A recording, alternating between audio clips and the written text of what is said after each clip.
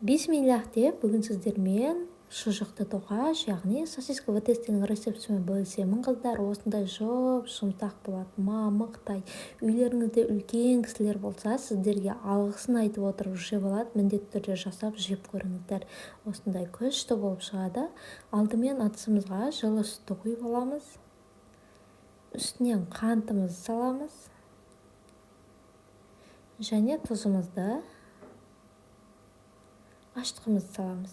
Бәрін бір араластырып аламыз. Қант, тұз ерігенше осылай толық араластырып, үстінен жұмыртқамызды салып, тағы да жұмыртқа араласқанша жақсылап араластырып аламыз. Міне осылай барлығын жақсылап араластырып болғаннан соң, үстінен ұнды салып қамыр илейміз.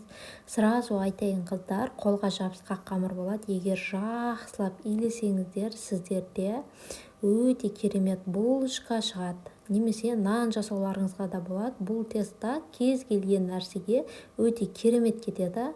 Осылай бөлме температурасындағы майды илеп сіңдіреміз. Жақсылап илейміз. Қамырды илеу шамалы қиындау, бірақ соған жараса не пісірсеңіз де керемет шығады. Июі қанғанша осылай илейміз. Июі қанғанын қыздар шеттеріне жабыспағанынан білесіздер. Көтерілген қамырымызды осылай міндетті түрде бір қайтара илейміз. Екінші рет көтерілгенге дейін өзімізге керек кішкентай шұжықтарды осылай майға бір қуырып аламыз. Сол кезде шұжықтардың суы кетіп, сіздердің қамыры бөлек, сосискасы бөлек болып тұрады ғой. Кейбір сатып алғанда да байқайсыздар ма қыздар, сондай болып тұрмау үшін міндетті түрде шұжықты осылай майға бір қуырып алыңыздар.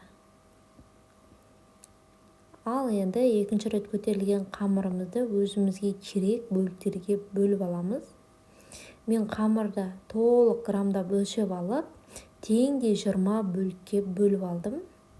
Осылай жұқартып, сосискамызды ортасына қойып, осылай орап шығамыз қыздар. Міне осылай. Тағы бір рет көрсетейін сіздерге. Дайын қамырды осылай шамалы ғана жұқартамыз. Сосисканы, мен ұзын сосисканы екіге бөлдім осылай. И осылай жабыстырып аламыз. Сіздерде осындай кішкентай әп-әдемі сосисковый тесте болады.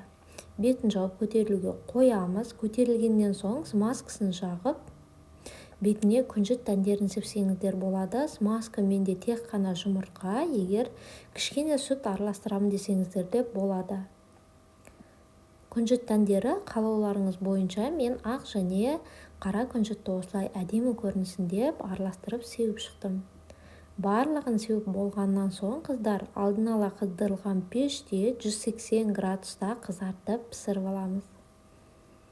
Міне достар, біздің сосисковый тестілеріміз дайын. Назарларыңызға рахмет. Сіздермен болған Жанар.